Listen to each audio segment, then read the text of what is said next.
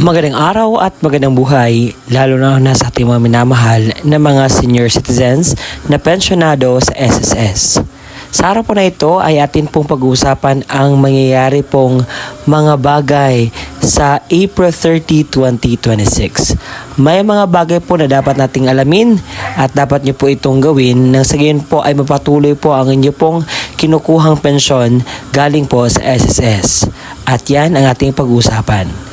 At attention mga minamahal kong SSS pensioners, ito po ang dapat ninyong malaman. Kaya naman tapusin mo ang video na ito hanggang sa dulo na sa gayon makuha mo ang punto ng video kong ito. Kung ikaw ay ready na, atin na itong pag-uusapan. Ang una po ninyong dapat gawin at asikasuhin bilang isang SSS pensioners para hindi maputol ang inyong pensyon ay magpaakop. Ito po ang full explanation.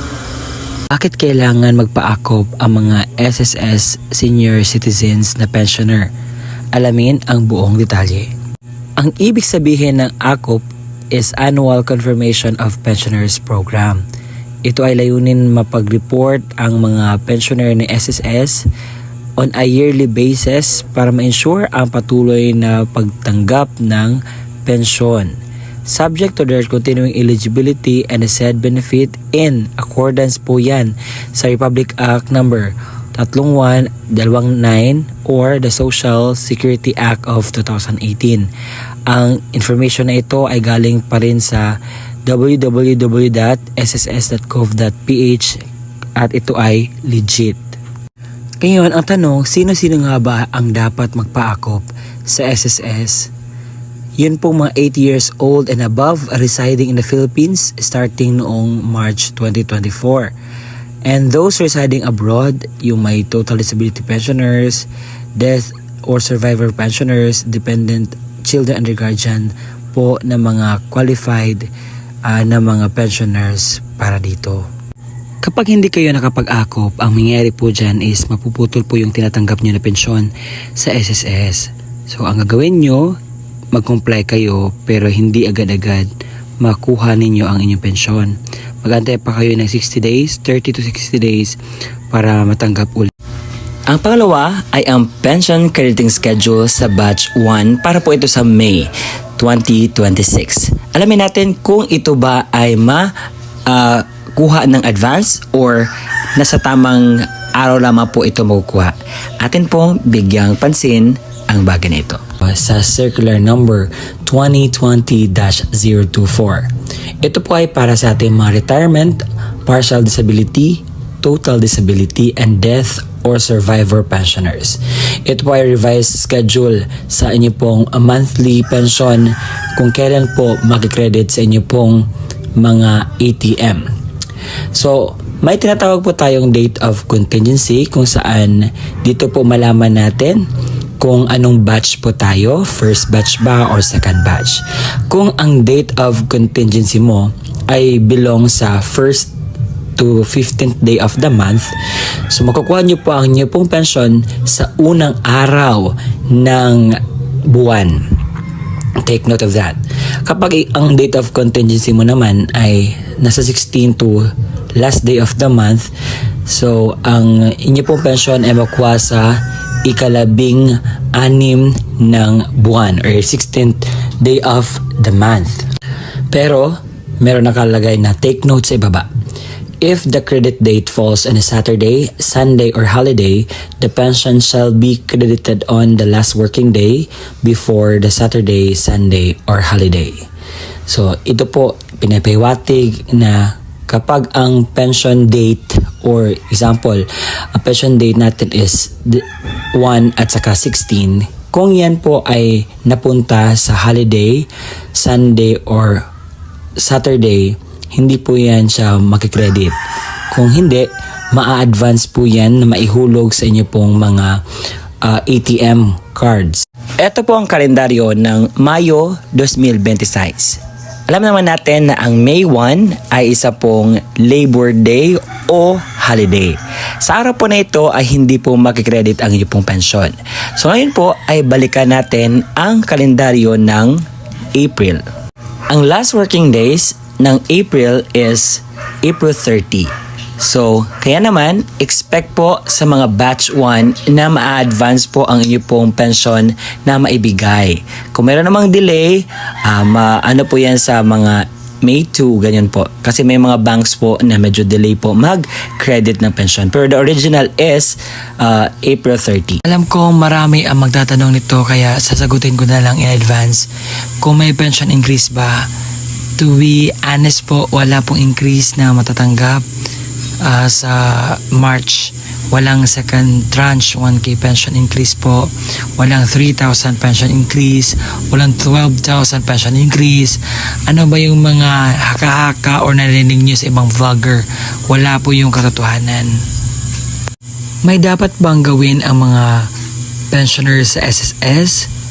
Yes po, meron pong dapat kayong gawin para hindi po maputol ang inyong pong tinatanggap na pensyon at mapatuloy po ang pagtanggap ninyo ng inyong pong mga benefits galing po sa SSS.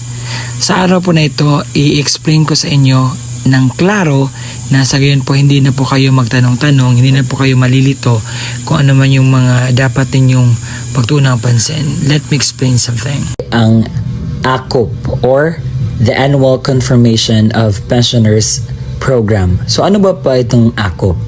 Ang ACOP po ay reports ng ating mga pensioners sa SSS sa yearly basis para po mapanatili natin ang ating tinatanggap na pensyon sa pwede po nating maging eligible po tayo. So ito po ay according sa Republic Act number 11199 or the Social Security Act of 2018. So, ang mga taong ito ang dapat pong magpahakop. A. Mga retirement pensioners residing in the Philippines na may edad 8 years old and above. So, nagsisimula po ito noong March 2024. Pangalawa, yung mga retirement pensioners na nag-reside na sa abroad. Pangatlo, total disability pensioners. Pang-apat, death or survivor pensioners. And panghuli, dependent children under guardianship. Take note, ang retirement pensioners na residing in the Philippines na 8 years old and above may required the ACO program under the certain circumstances na determined upon the notification of SSS. Kahit hindi ka 8 years old and above, as long as may notification si SSS sa'yo na kinakailangan mong magpa-ACOP, is kinakailangan po natin niyang gagawin. Paano po ba ang pensyonado sa SSS mag-comply sa ACOP? Marami pong paraan kung paano po mag-comply sa ACOP. But, una sa lahat, kinakailangan po mag-download ng ACOP form sa appropriate sa inyo pong case. So, ang ACOP form po ay mada-download lamang po yan sa online. At may QR po sa SSS page dahil nag-upload sila every month na may announcement sila na kinakailangan po magpa-ACOP. So, una, ang Annual Confirmation of Pensioners for Retirement or Permanent Disability Pensioners. Annual Confirmation of Pensioners for Surviving Legal Spouse Pensioner. Annual Confirmation of Pensioners for Representative Payee of Dependent Minor Incapacitated Child. Please take note na mag-refer po tayo sa Circular 2023-013 dated 21 December 2023 for the revised guidelines on the ACOP program.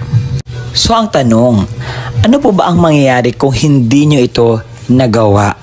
So meron po talagang consequences na mangyayari. Kapag hindi po ninyo nagawa ang ACOP sa tamang schedule, ay magresulta po ito sa pagkasuspinde ng inyo pong tinatanggap na pensyon galing sa SSS. It will be automatically suspended 1 month after the month of the birth of the pensioners or the deceased member. Automatic cancellation sa pensioners after 2 years po sa suspende ng kanyang pagpa-ACOP. Kinakailangan po talagang magpa-ACOP dahil ang purpose po ng ACOP is inaalam ko ang SSS pensioners is still alive or still eligible to get a pension galing po sa SSS. Dahil naibalita po noong nakaraang Disyembre na marami pong mga patay na mga SSS pensioners na nakatanggap pa rin ng pensyon. Kaya naman, ina-update po ang data ng SSS at kinakailangan po nating magpa-akop. Yun lamang po mga qualified na magpa-akop, okay? Yung mga ninonotify ni SSS at yung mga 8 years old and above. Kung ang pensioner ay nasuspindi na ang kanyang pensyon, paano nga ba po ba dapat gawin para po maibalik ang kanyang pensyon? So, ang dapat pong gawin para maibalik po ang inyong pension is kinakailangan po mag-comply. Resumption of pension shall be within 2 months kapag makomply mo na ang inyong pong pension. What I mean, ang inyong pong akop. Kinakailangan ang recalled pension. Yung mga hindi mo natanggap na pension ay kinakailangan po yung maibigay kapag tapos ka na pong mag-comply lahat para sa inyong pong akop. If any and all accrued pension shall be credited to the pensioner's account. Ibibigay naman po yun dahil ang pension na iyon ay hindi sa SSS, kung hindi sa inyo po iyon, mga minamahal kong SSS pensioners. And that is our good news for today, na nalaman natin kung ano yung mga malagang anunsyo na dapat nating makuha galing po sa SSS na mangyayari ngayong March 2026. At na sana ay nakakuha kayo ng aral, at kung nakuha ninyo po ang punto ng aking video na ito, huwag kalimutan na i-subscribe ang aking YouTube channel and comment down below kung meron ka pang katanungan regarding with this matter. Nang sa gayon po ay mas klaro po sa atin ano man yung dapat nating makuha ng mga kasagutan galing po sa ating mga queries in mind. Don't be hesitant po na mag-ask po kasi I'll be willing to answer it. Maraming salamat po sa panonood at kita-kita tayo muli sa aking mga to be uploaded na mga vlog.